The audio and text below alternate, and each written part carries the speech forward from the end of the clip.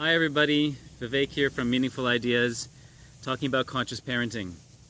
And today I want to talk about the idea of how staying very close and attached to our kids actually teaches them independence. My daughter's actually in Ireland right now. She's 20 years old and she's taken her first solo trip, international trip. We dropped her off at the airport last week and she flew off on her own. And she's having a really great time there. She's keeping in touch with Facebook. And you know, throughout the whole time that I've been raising my daughter, I've been very close to her. I spend every available minute with her. I do things with her and for her. And all throughout, I've heard criticisms. She's never going to learn independence. She's never going to learn to think for herself. She's never going to go out on her own. Why would she?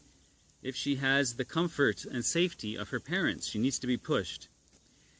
And yet I always believed that if I could give her the foundation of feeling that I was always there for her, that I was always approving of her and accepting her and loving her, that she knew that she could count on me in every situation, that would go inside and be her foundation.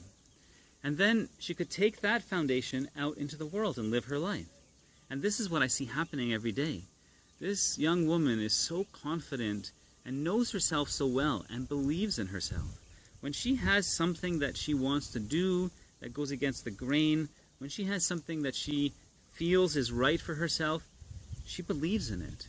And what a great gift that is. I don't have that. Well, I kind of do now. But I'm telling you, it took years and years of work for me to start even really believing in myself. And that's hard. And a lot of the reason is that as a child, and a lot of us deal with that kind of stuff, right? And as a child, so many of us are told from the earliest of ages that what we believe isn't acceptable. I believed it's good to draw on the walls. I believed it's good to throw my food. I believed it's good to eat dessert before breakfast. When I was a kid, I would believe those kind of things. Kids believe those kind of things. And when we tell them we're wrong, we're telling them not that that thing is wrong.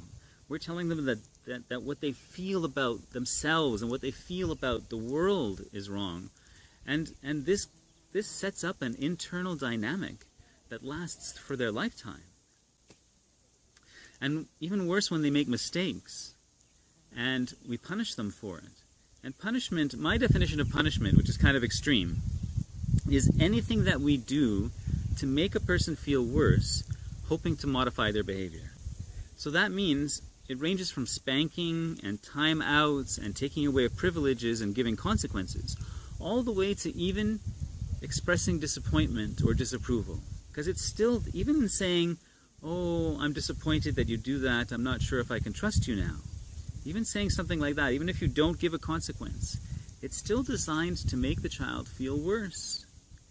And therefore, what we're teaching them is that we want them to think about not feeling bad.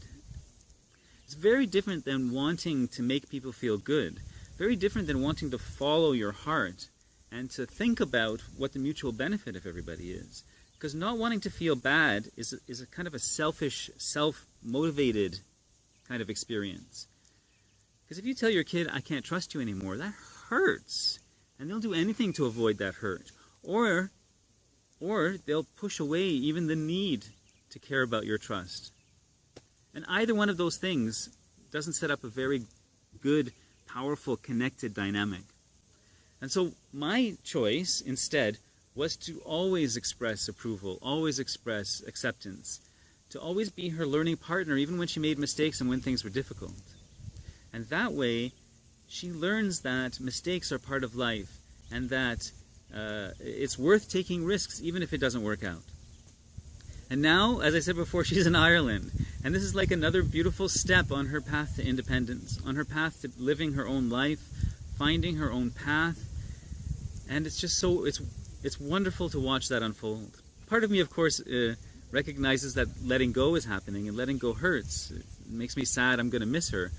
But the whole reason I've been doing this is to send her on her way so that she can live the life she was meant to live in her own way.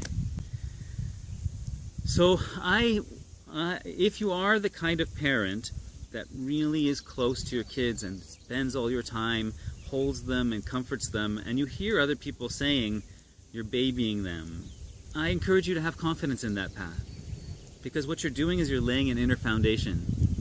My good friend and colleague Margie says that if you baby them when they're babies, you won't have to baby them when they're not. And that's such a wonderful, wonderful saying, because we give them what they need all throughout their lives so that they have that foundation. And if you have the mindset that you have to push your kids away for them to learn independence, I encourage you to rethink that. That pushing them, they're going to be on their own at some point. Instead, spend the intervening years giving them a solid foundation of feeling loved and feeling accepted and feeling confident in themselves. Life is going to throw challenges at them no matter what you do. You can't protect them from that. What you can do is give them the skills, the attitude, and the understanding to deal with those challenges.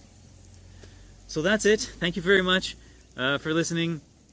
Like I said, my name is Vivek Patel. My social media is Meaningful Ideas, Instagram, Facebook, Twitter, and meaningfulideas.com is my blog.